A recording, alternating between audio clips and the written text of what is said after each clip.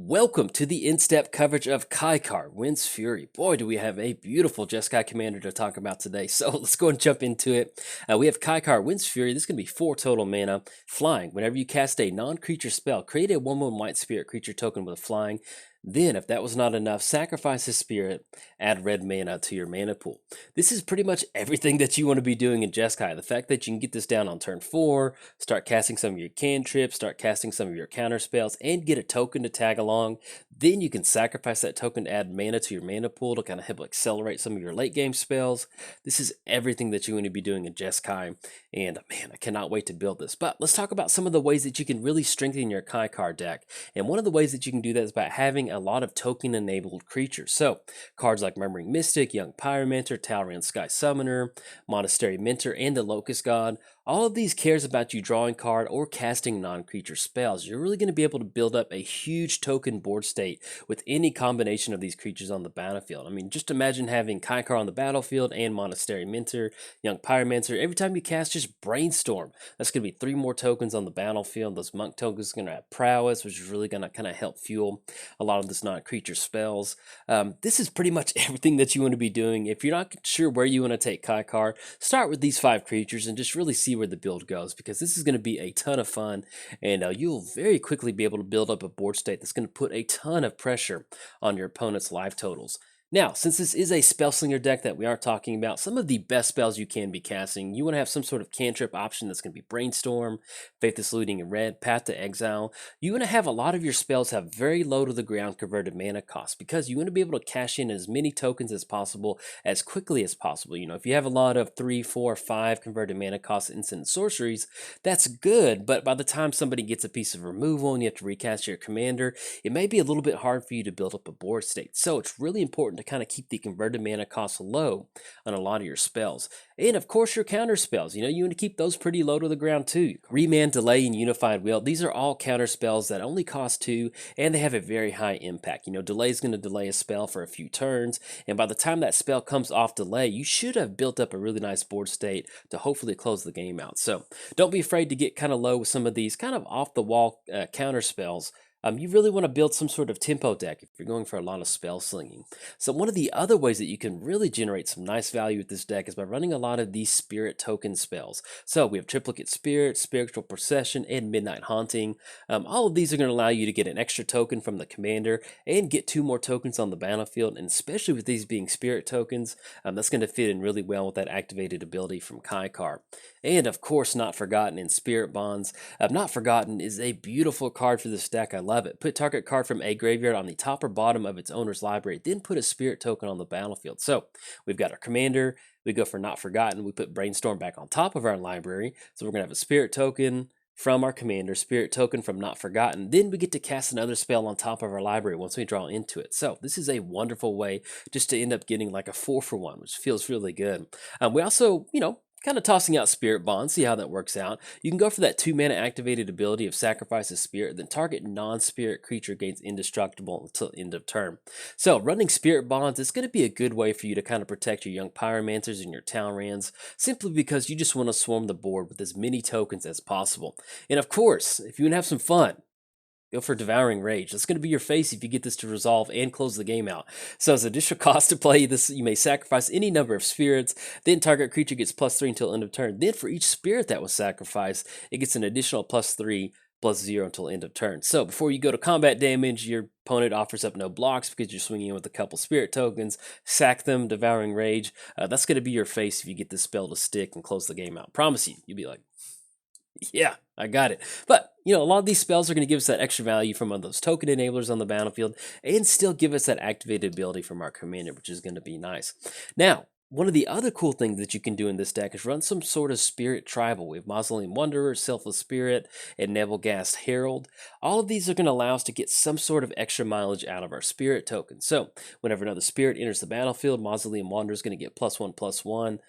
This is simply just going to be a 1-drop 1/1, but let's say you chain together a couple different spells during the turn, It's essentially just kind of like prowess for spirits entering the battlefield, which is a really nice effect for one. And then you can go for that X ability where you're going to sacrifice it to counter a target spell. You can even buff it up by getting a few extra tokens on the battlefield. Same thing with Selfless Spirit. It's basically just in here to be a spirit, and we can use it to kind of protect our board state to make sure. Because one of the bigger things that you want to do with tokens is you want to make sure that they're indestructible. Because a board wipe or anything like that's going to be really devastating to use. So being able to run Selfless Spirit in here and then go for that indestructible is a very nice thing to have. And also with Herald. This is really cool. Whenever that enters the battlefield or a spirit enters the battlefield, tap target creature an opponent controls. Let's say that the board's a little bit cluttered. You can get this Herald down, start casting some of your cantrips, then just start tapping down your opponent's board state, and then hopefully swinging for lethal. So, running any combination of these spirits will definitely help you build up a very sizable board state. And of course, you're going to run some sort of tribal lord. So we have Dragon Skull Captain and Supreme Phantom. With Captain, this is going to be a very nice card. If you're not going to go super heavy on spirits, simply just getting the Captain down to give all of your other spirits +1/+1 and hexproof, that's going to be very good right there. And then Supreme Phantom just going to be a little nice tribal lord for the actual deck itself. Now let's move on to some of the utility creatures. This is really going to help us kind of push our game plan. Mentor of the Meek, we're going to have these spirit tokens enter the battlefield. We're going to keep that card draw going. Same thing with the Farah, simply being able to get her down. Hopefully we can get to that devotion. If not, it's going to be perfectly fine just to have her sitting right there, and being able to have that token enter the battlefield and get that card draw is going to be a very nice effect to help make sure that your hand stays full into the late game. And of course, any token deck that cares about a lot of tokens entering the battlefield, it's going to be Porphyros, God of the Forge. Love this card, being able to tack in an extra 2 damage whenever Spirit enters the battlefield. Sign me up. And also it has that 3 mana activated ability, then getting +1/+0. And there may be a difference to where, if you have a lot of flying creatures, you go for 2 or 3 activations. You can sacrifice your spirits for some red mana. So you can, cast a few extra spells, sacrifice the ones that have summoning sickness to kind of buff up your entire board.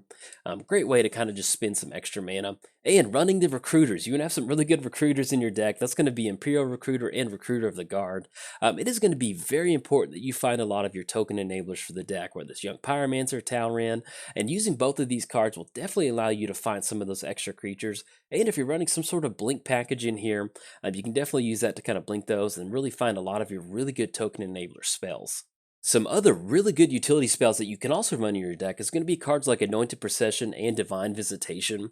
Divine Visitation, it does kind of cut you off that red mana activation, but being able to turn your 1/1 spirit tokens into 4/4 angels, well, that's some good magic right there. And of course, Anointed Procession, you'll be able to copy those extra tokens and just get as many of them on the battlefield. And Skull Clamp is definitely going to help you early game of, just being able to cast one of your cantrips, get that spirit token, put the Skull Clamp onto that spirit token, just go to town drawing a couple different cards. It's going to be some good magic. And simply just running cards like Favorable Winds and Intangible Virtue. These are high impact enchantments. Favorable Winds going to give our creatures +1/+1. And then Intangible Virtue, giving that +1 and Vigilance, makes it to where you can basically just swing in the entire board state and have a bunch of blockers on the back end, whether it's helping you protect a Planeswalker or simply just protecting your life total. Intangible Virtue is a wonderful token enabler in any sort of token deck, and it's going to have some high impact. Now, outside of the utility spells, of course, you're going to have some sort of win condition for the deck. If you've got a ton of 1/1s on the battlefield, it doesn't help you win if you can't close the game out. Now, running a lot of overload cards is definitely going to give you a very sizable force to be dealt with. So you have Teleportal, you can overload that for 5.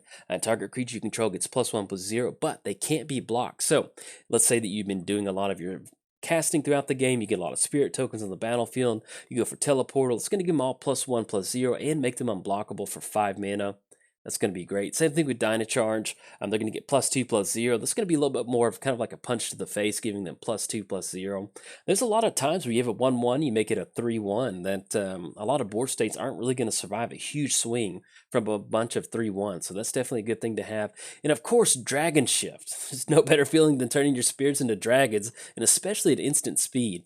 Now, it does have overload of 7, but you have a commander that can sacrifice these spirits. So, you just sacrifice a couple of them. You're kind of looking at 5 mana to turn all of your spirit tokens into dragons. And so these are wonderful ways it's going to help you close the game out once you developed an entire board of tokens. But yeah, imagine go for Dragon Shift. Declare a bunch of 1/1s and no blocks, and then Dragon Shift real quick for the win. It's going to be some good magic right there.